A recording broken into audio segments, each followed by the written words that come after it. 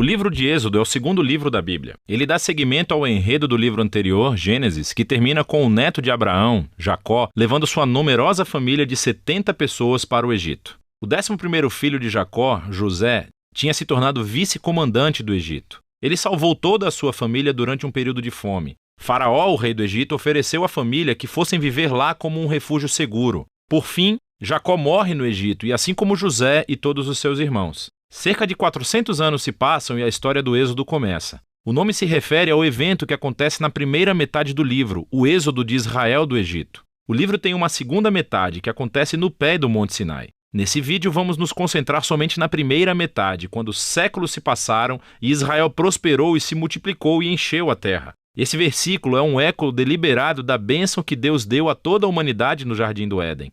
Lembra-nos da grande história bíblica até agora. A humanidade perdeu a bênção de Deus por meio do pecado e da rebeldia. E Deus escolheu a família de Abraão como instrumento através do qual ele iria restaurar as suas bênçãos para todo o mundo. Mas o novo faraó não vê Israel como uma bênção. Na verdade, ele vê esse grupo imigrante israelita como uma ameaça ao seu poder. Da mesma forma que em Gênesis a humanidade se revolta contra a bênção de Deus. Aqui o faraó tenta destruir a fonte da bênção de Deus, os israelitas. Ele os escraviza de maneira brutal, forçando-os a trabalhar e ordena que todos os meninos israelitas sejam afogados no Nilo. Ele é a pior personagem da Bíblia até agora. O seu reino é o ápice da rebelião da humanidade contra Deus. Esse faraó redefiniu o bem e o mal de acordo com seus próprios interesses de tal maneira que até mesmo o assassinato de crianças inocentes se tornou algo bom para ele. O Egito tornou-se pior do que a Babilônia do livro de Gênesis. Agora Israel grita por socorro contra essa nova Babilônia e Deus responde.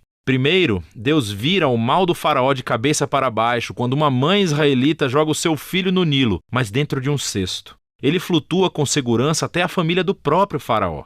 Ele é chamado de Moisés e ele cresce para tornar-se o homem que Deus usará para derrotar o mal do faraó. Na famosa história da sarça ardente, Deus aparece diante de Moisés e pede-lhe que vá até o faraó e ordene que libere os israelitas. Deus diz que sabe que o faraó vai resistir e por isso ele trará o seu julgamento sobre o Egito em forma de pragas. Deus também diz que ele vai endurecer o coração do faraó. E assim chegamos à próxima parte da história, o confronto entre Deus e faraó. O que significa quando Deus diz que vai endurecer o coração do faraó? É muito importante ler esse trecho da história atentamente e em sequência. No primeiro encontro de Moisés com o faraó, sabemos somente que o coração do faraó endureceu. Não há nenhuma indicação de que Deus fez alguma coisa. Em resposta, Deus envia a primeira das 5 pragas, cada uma confrontando o faraó e um dos seus deuses egípcios. E em cada vez, Moisés oferece ao faraó uma chance para ser humilde e libertar os israelitas. Mas após cada praga, ficamos sabendo que o coração do faraó endureceu.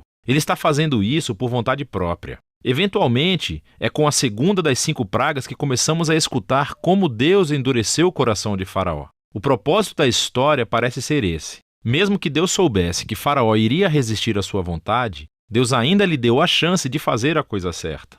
No fim, a maldade do Faraó chega a um ponto sem volta. O que quero dizer é que até os seus próprios conselheiros achavam que ele tinha enlouquecido. E é nesse ponto que Deus assume o comando e usa a maldade do faraó para o seu próprio objetivo de redenção. Deus atrai o faraó para a sua própria destruição enquanto salva o seu povo, que é o que acontece em seguida. Com a praga final, é a noite da Páscoa. Deus vira o jogo sobre o faraó. Assim como ele matou os filhos dos israelitas, Deus matará os primogênitos do Egito com uma praga final. Ao contrário do faraó, Deus fornece uma forma de escape por meio do sangue do cordeiro. Aqui, a história para. E vemos em detalhes o ritual israelita anual da Páscoa. Na noite anterior à fuga de Israel do Egito, eles sacrificaram um cordeiro imaculado e usaram seu sangue para pintar os batentes das portas de suas casas. Quando a praga divina chegou ao Egito, as casas cobertas com o sangue do cordeiro foram puladas e o filho foi poupado. Desde então, todos os israelitas reencenam aquela noite para lembrar e celebrar a justiça e misericórdia de Deus.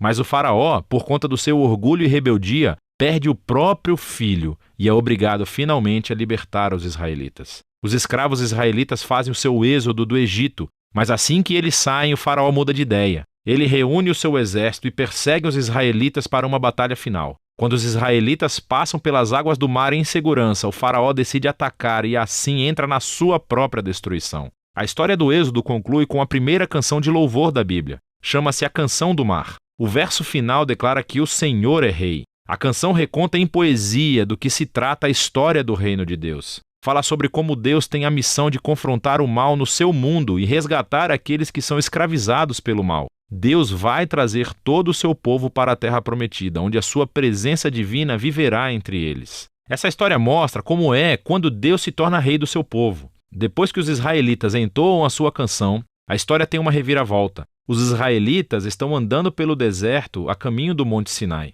Estão com fome, com sede e começam a criticar Moisés e Deus por terem sido salvos. Dizem que têm saudade dos bons dias no Egito. É uma loucura! Deus graciosamente fornece comida e água para Israel no deserto, mas essas histórias são sombrias. Começamos a pensar, será que o coração de Israel é tão duro quanto o de Faraó? Vamos ver.